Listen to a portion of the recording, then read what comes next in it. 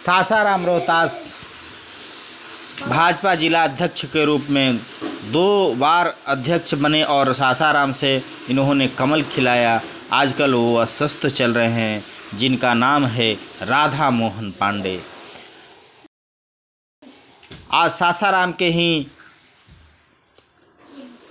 कालिया स्थान के पास एक किराए के मकान में रह रहे हैं।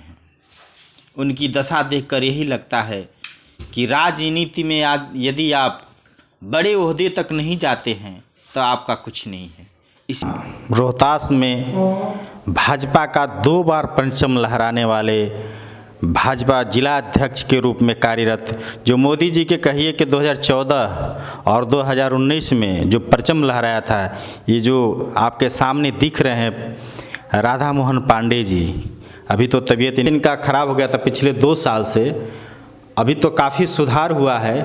और देखिए इनके साथ ये मंडल अध्यक्ष, वर्तमान में ये लोग पूर्व हो गए हैं, लेकिन इन्हीं के द्वारा ये कहिए कि सासाराम में भाजपा का इतनी बड़ी टीम और मजबूती के साथ जो प्रस्तुति इनका था, ये अकल्पनीय, अद्भुत था। ऐसे नेता शायद अभी कोई है जो कि सबको लेकर चले और भाजपा का परचम लहरा सके, शायद हो सकता है। लेकिन चलिए इन्हीं से 2 मंडल अध्यक्ष उमेश पांडे, शशिकांत पांडे, ये दोनों से हम चर्चा करते हैं किस तरह इनका कार्यकाल रहा और ये बताएं। श्रीमान राधा मोहन पांडे जी अस्वस्थ हैं, फिर भी भारतीय जनता पार्टी के बड़े से बड़े कार्यकर्ता और छोटे से छोटे कार्यकर्ता इनके हमेशा मार्गदर्शन में रहकर राय सलाह लेते हैं। और जिस तरह से इन्होंने भारतीय जनता पार्टी की प्रत्येक बूथ पर, आधावरा पहाड़ हो या रोहतास जिला का पहाड़ हो, रोहतास कैमूर पहाड़ी पर भी संगठन को खड़ा करने में दिन रात एक कर जिस तरह से संगठन को इन्होंने खड़ा किया, आज वह इन्हीं का देन है कि लगाया हुआ वृक्ष जो है आज विकसित हो रहा है। और इन्होंने जो जिला अध्यक्ष बने बाजाप्ता वोटिंग से बने थे।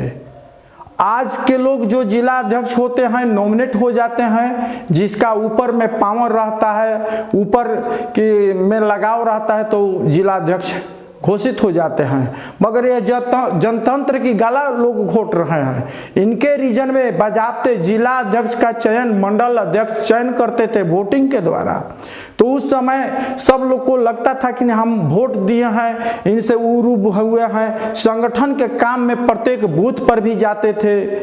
और आज की जो स्थिति है, इनके मार्ग पर अगर कोई संगठन का कार्य देखेगा तो निश्चित विजय होगा। 2014 में जिस तरह से इन्होंने अपने विधानसभा के प्रत्येक सीट को जिताने में अहम भूमिका इनका था, क्योंकि कार्यकर्ता इनके जो वोटिंग का प्रभाव था। आज जो जिला अध्यक्ष हैं, नॉमिनेट अध्यक्ष हैं, मंडल अध्यक्ष भी उनके बस में नहीं रहते हैं, क्योंकि वोटिंग से नहीं बने हैं। और राधा मोहन पांडे जी सर्वस्पर्शी भाजपा, हम सबका साथ सबका विकास के साथ सभी समुदायों में इन्होंने जिस प्रकार संगठन को खड़ा किया, और उस मार्ग को अगर हम देख लेंगे, उस मार्ग पर चलेंगे, उस बनाए हुए कार्यकर्ता को मान सम्मान देंगे, तो आने वाले विधानसभा चुनाव हो या लोकसभा चुनाव हो, निश्चित भारतीय जनता पार्टी की जीत होगी। जिला के निवर्तमान जिलाध्यक्ष श्रीमान राधा मोहन पांडे जी के यहाँ हम लोग आज बैठे हुए हैं। हम लोग दोनों मंडल अध्यक्ष इन्हीं के मार्गों पे चलते हुए एकात्म मानववाद का पाठ जो पंडित दीनदयाल उपाध्याय जी के विचारों को इन्होंने हम लोगों को पढ़ाया, वही पाठ हम लोग अपने सभी बूथों पे अपने कार्यकर्ताओं को पढ़ाते थे।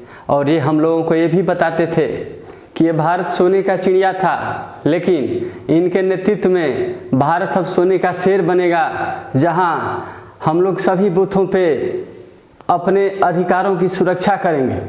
और उस समय जो पाठ हम लोगों को पढ़ाते थे कि हमारा गांव गरीबी मुक्त गांव हो, हमारा करहगर आत्मनिर्भर करहगर हो, हमारा बिहार आत्मनिर्भर बिहार हो, ये मन की बात हो चाहे कोई भी कार्यक्रम हो, हमारे करहगर के सभी बूथों पे भी जाया करते थे और मन की बात शिव मंदिर में भी सुनने का काम इनके मार्गदर्शन में हुआ है और हमारे बूथों पे भी ये गए हैं। इनका कार्यक्रम बहुत अच्छा ही रहा, लेकिन परमात्मा ने जो इनके साथ कुछ ऐसी कृपा हुई कि अस्वस्थ हो गए, जिसके चलते पार्टी का कमल जो है हमारे रोहतास में, पूरे शाहाबाद में धीरे धीरे मुरझाने लगा और मात्र 22 शाहाबाद के 22 सीटों पे मात्र 2 जगह कमल खिला। अभी फिलहाल में हम लोग आए हैं इनके यहाँ कुछ विचार विमर्श करने के लिए।